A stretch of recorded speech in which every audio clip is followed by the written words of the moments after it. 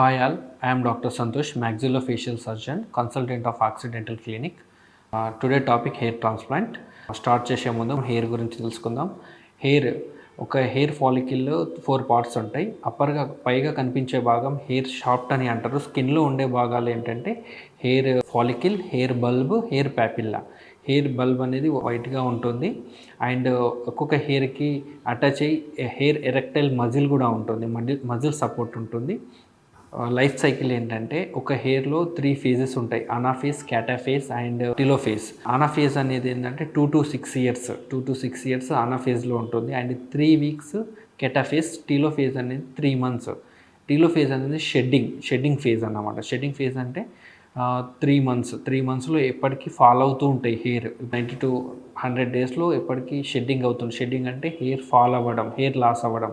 ఇది టీలోఫేజ్ అని అంటారు అన్నమాట. అల్లోఫేషియా అంటే హెయిర్ లాస్, బట్టతల రావడాన్ని అల్లోపేషియా అంటారు. ఆండ్రోజెనిక్ అల్లోపేషియా, మెయిన్ ప్యాటర్న్ బట్టతల. ఇప్పుడు చాలా హెయిర్ లాస్ అవ్వడం చాలా విధాలుగా ఉంటుంది. ఆండ్రోజెనిక్ అల్లోఫేషియా అంటే బట్టతల. సికస్ట్రేషియల్ అల్లోఫేషియా అంటే బర్న్స్, జుట్టు కాలిపోవడం వల్ల, ఇన్ఫ్లమేటరీ డిసీజ్ వల్ల అండ్ సివియర్ ట్రోమా వల్ల. ట్రోమా అంటే ఏంటంటే ఇంజురీ అవ్వడము, యాక్సిడెంట్లు అవ్వడము, అలాంటి సివియర్ ట్రోమా వల్ల, అంటే సివియర్ ఇన్ఫెక్షన్స్ వల్ల, ఇలాంటి వల్ల కూడా హెయిర్ లాస్ అవ్వచ్చు. కెమికల్ ఫుడ్ వల్ల, దానివల్ల చాలా మందికి హెయిర్ లాస్ అవ్వడం జరుగుతుంది. హెయిర్ లాస్ ఎలా అవుతుందంటే టెస్టోస్టిరాన్ హార్మోన్ అనేది 5-alpha రిడక్టేజ్ ద్వారా అది డైహైడ్రోటెస్టోస్టిరాన్గా మారుతుంది, ఆపేస్తుంది. అది చేసే వర్క్ని మొత్తం ఆపేస్తుంది. డైహైడ్రోటెస్టోస్టిరాన్ హార్మోన్ ఆపేయడం వల్ల హెయిర్ గ్రోత్ అనేది ఒకసారి ఫాల్ అయిన తర్వాత మళ్ళీ హెయిర్ అనేది మళ్ళీ గ్రోత్ అవ్వదు. దాంట్లో అది మొత్తం క్లోజ్ అయిపోతుంది. డెర్మల్ ప్యాపిల్లా అనేది క్లోజ్ అవుతుంది. హెయిర్ ప్యాపిల్లా అనేది మొత్తం క్లోజ్ అయిపోతుంది. దానివల్ల ఏంటంటే అక్కడ హెయిర్ ఇంకెప్పటికీ రాదు లైఫ్లో.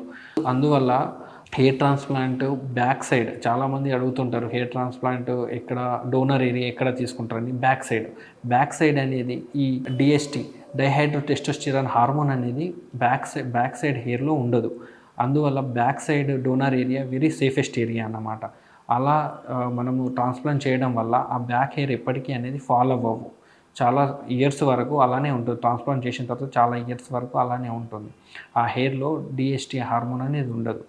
ఫ్రంట్ ఏరియాలో మాత్రం డిఎస్టి హార్మోన్ ఉంటుంది. ఫ్రంట్ ఏరియాలో ఇంజెక్ట్ చేయడం వల్ల మొత్తం 8 hours సర్జరీ ఉంటుంది. Hair transplant painless. చాలామంది భయపడుతుంటారు పెయిన్ఫుల్గా ఉంటుంది, కానీ పెయిన్లెస్. లోకల్ అనస్థీషియా ఇస్తాము. లోకల్ అనస్థీషియా అంటే లిగ్నోకైన్, అడ్రినలిన్ కాంపోజిషన్ ఉంటుంది.